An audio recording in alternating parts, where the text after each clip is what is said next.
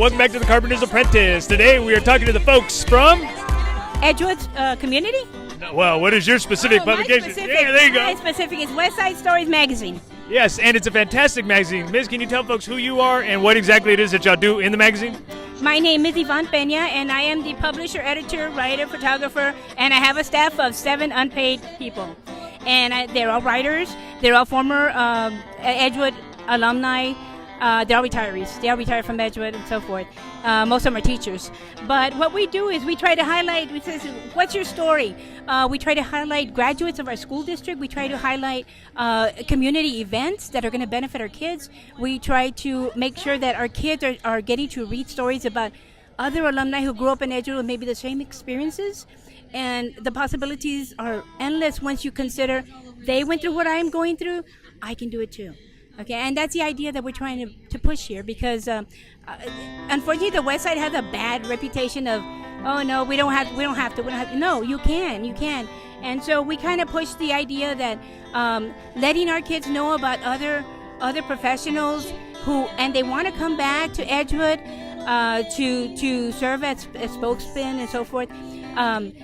They can do it as well. And the idea que no puedo es que todos sí pueden. And we love that because, like I said, all of my staff, they're all teachers, they're former teachers, and they're retirees. And they believe in the same thing that I believe in. Our kids can do it. And we're hoping that this will be a little inspiration for them. And everybody that we cover so far, one of the requirements that we do have is that they don't necessarily have to be professionals and making a lot of money. They just have to be someone who is doing their part and giving back. Because without giving back, we don't succeed. You know, you got to teach others what you know to help them succeed. And that's what we believe in. If you're not there to help others, it's not a story for me. I want somebody to learn from you, you know. And it seems to be working. People really like the magazine. They really think that it's a great idea. So it's growing. It's still small. It's in the infant stage. We've been publishing since we just had 1 year anniversary. Wow. Yes. And so we've got our 5 issues here, and our next issue is due up in November. That's fantastic. What is it like to have a second career after retirement? It's great. It's actually great. And the fact that we're doing it for the only reason we're doing it is to give back, it's even better. I think that's fantastic. Out of all the interviews that you guys have had here, what is the one lesson that stood out to you?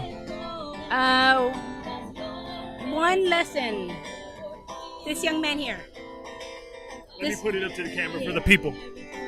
Okay, so tell us more. This young man went to the Afghanistan war. He was, I believe, in Afghanistan. And unfortunately, he lost a leg. And he badly damaged the other one. Came back with nothing. He was let out of the army. He was very, very depressed. He didn't know what to do. But he climbed the ladder in his own personal way. He took advice from some of his friends. He attended some acts, religion. Okay, he attended one of those sessions, not really wanting to go. But on the 3rd day, he felt like an uplifting in his own personal spiritual healing. Yeah. And he came back with a totally different attitude, created this nonprofit that he has now that helps veterans. And he's just an awesome young man. He ran the Boston Marathon. I believe he's the first one that ran the Boston Marathon with a prosthetic leg. The entire Boston Marathon with the American flag. And the flag that he's carrying here is the same flag that he was given, and he carries it everywhere he goes. Wow, that is amazing. That kind of stuff gotta make you want to keep going, right? Yes. I mean, it's wonderful. If he can do it, I can do it. Anybody else can do it.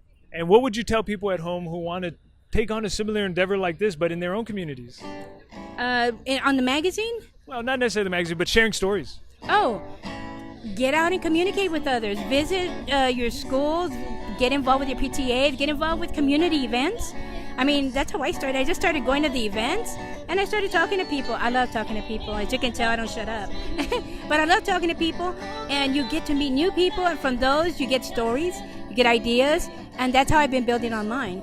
I meet somebody who's maybe not from Edgewood, but they know somebody who is. Hey, have you talked to so-and-so? Hey, I know somebody. And that's how I keep going. That's fantastic. How can people get a hold of you guys or get the magazine? We're on Facebook right now under Westside Stories Magazine. Okay. You can find us there. I'm also trying to get it online right now. So as soon as it goes online, we'll be posting as to where you can access it. And that is fantastic. Miss, thank you so much for having us. Thank we you so appreciate much. you. And for you guys at home, keep on keeping on. This shit's so inspiring. We'll see you next time. Okay?